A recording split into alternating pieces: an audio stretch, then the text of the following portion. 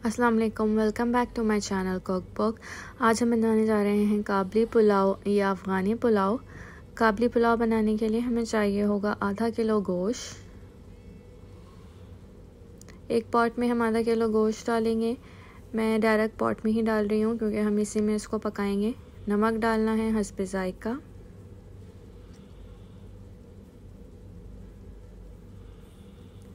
एक चाय का चम्मच लहसुन का पेस्ट, एक चाय का चम्मच अदरक का पेस्ट, 1500 ml के करीब मैं इसमें पानी डालूँगी। इस पानी में ये अच्छी तरह से गल जाएगा। आप उसमें इसको कम ज़्यादा कर सकते हैं, एडजस्ट उतना पानी शामिल करें जिसमें ये गोश्त अच्छी तरह से गल जाए।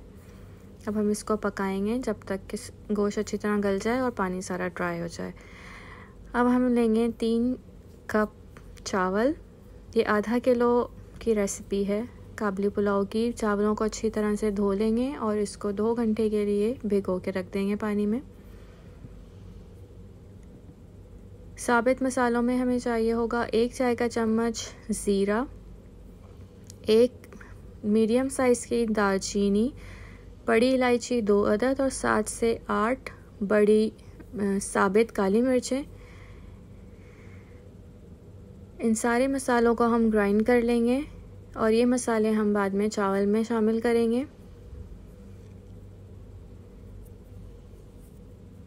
एक बड़ी गाजर, उसको पहले पील कर लेंगे अच्छी तरह और लंबा लंबा इसको काट लेंगे।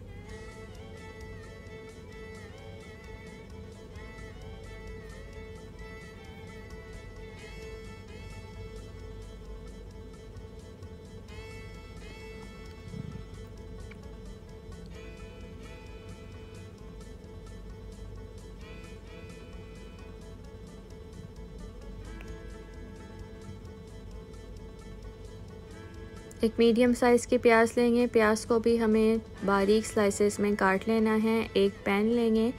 पैन में हम डालेंगे 1/4 कप तेल और जो प्याज अभी हमने चॉप करके रखी थी उसको हम ब्राउन करेंगे।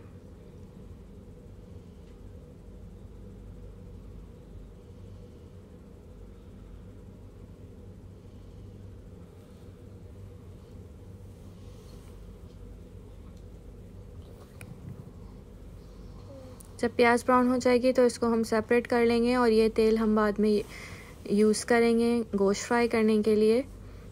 तो इस पैन को हम अभी साइड पे करेंगे क्योंकि अभी हमें इसे दोबारा यूज़ करना है। अब जो प्याज हमने ब्राउन की थी उसको ठंडा होने का वेट करेंगे और जब वो ठंडी हो जाएगी तो हम उसको हाथ की मदद से पीस लेंगे। इसको किसी ब्लेंडर में नहीं डालना है, सिर्फ हाथ से इसको क्रश कर लेना है।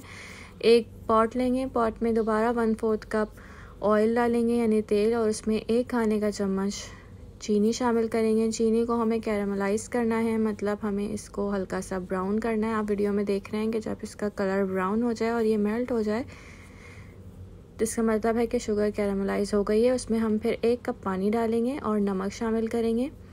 इसको थोड़ा बॉयल आने देंगे और उसके बाद हम इसमें चावल जो भिगो के रखे हुए थे पानी में वो शामिल कर देंगे।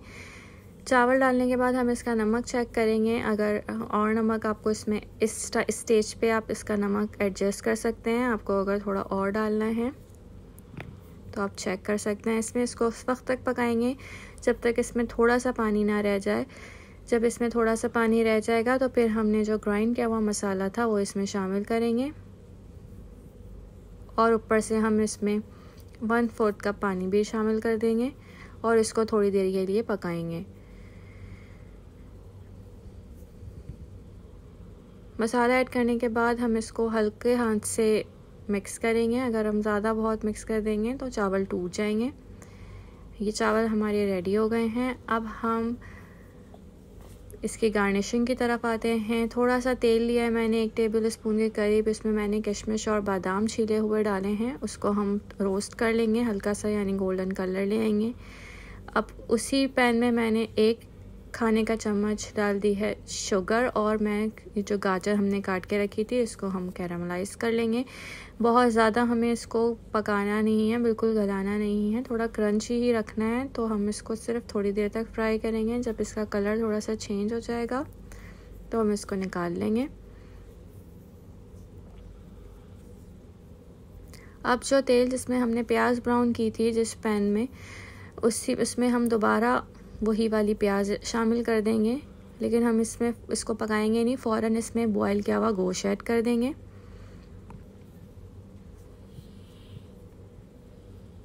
और जो पानी, जो यखनी उस गोश्त में बची है, वो भी हम इसके साथ इसी में शामिल कर देंगे। उसको हम ज़ाया नहीं करेंगे। इसमें डालने के बाद इसको हम पकाएंगे हम उस वक्त तक जब तक इसमें अच्छा सा गोल्डन कलर नहीं आ जाता।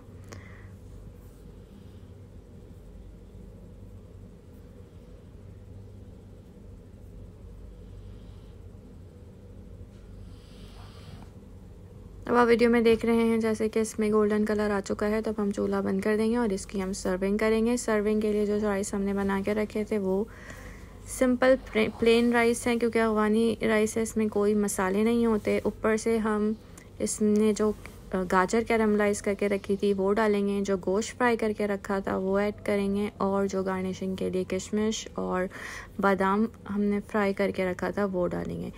बहुत ही अच्छी सिंपल सी रेसिपी है, बिल्कुल भी मसाला नहीं होता है इसमें। ये रेसिपी कार्ड है, अगर आपको रिटन रेसिपी चाहिए तो आप यहाँ से ले सकते हैं। अगर आपको हमारी रेसिपी पसंद आई हो तो उसे लाइक और शेयर करना मत भूलें, और हमारे चैनल को सब्सक्राइब ज़रूर करें। Thank you.